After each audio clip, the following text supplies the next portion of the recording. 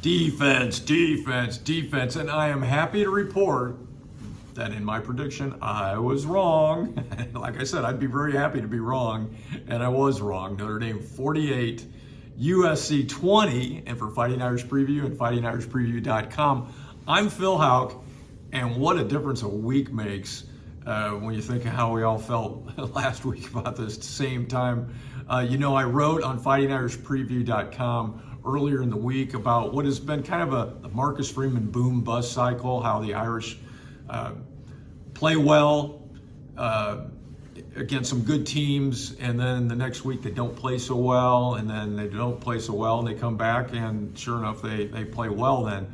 It just seems to have gone in cycles throughout the 21, now 22 games of the Marcus Freeman era at Notre Dame. That's exactly what happened. Poor play last week, really good play this week, and I predicted, if the cycle holds true, Notre Dame's going to play really well against USC. Well, that's exactly what happened here tonight, so I guess that makes me a genius.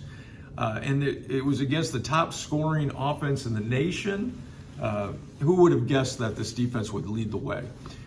6 sacks, 11 tackles for loss, 3 interceptions, 2 forced fumbles, including a fumble return touchdown for the Irish. The defense really came up huge in this football game. That's almost an understatement. There were 2 big stars for the Irish defense, I felt. J.D. Bertrand, 11 tackles, 1.5 tackles for loss, half a sack. Came up big on some 3rd and 4th down stops. They got the Irish, or I should say got USC off the field and got the Irish offense back on the field. He came up big. He's been doing that his whole career. But let's talk about Xavier Watts. 2 interceptions, 1 forced fumble, 1 fumble recovery, 7 tackles. He had a pass breakup. Talk about stuff in the stat sheet. Xavier Watts tonight. And, this defense overall held an offense that was averaging 523 yards per game to just 302 yards tonight, and held the top scoring offense in the nation. That was USC at 52 points per game.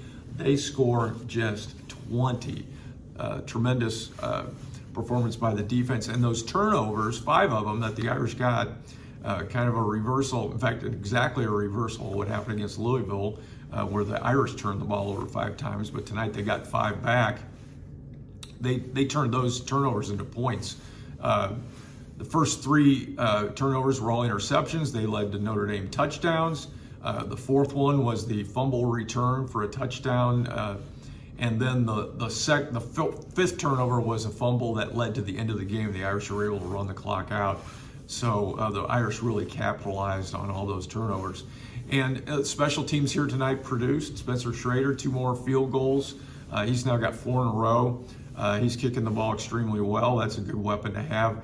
And special teams, the kickoff return team played well and then played really well. We had a couple of decent returns earlier in the game, and then Jadarian Price in the 4th quarter returns one 99 yards. That's the first kickoff return for the Irish since 2019 when Chris Tyree did that against Wisconsin. I asked Jadarian Price after the game if he'd ever returned a kickoff return before. I knew he had done one for Notre Dame, and he said, yeah, he did. He did a couple in high school, he says, but this is obviously he wanted to downplay that because he knew that this was a much bigger accomplishment, and it certainly was.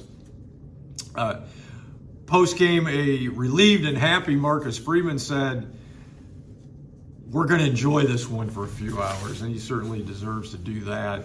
And I agree with that philosophy, and I suggest that everyone enjoy this one.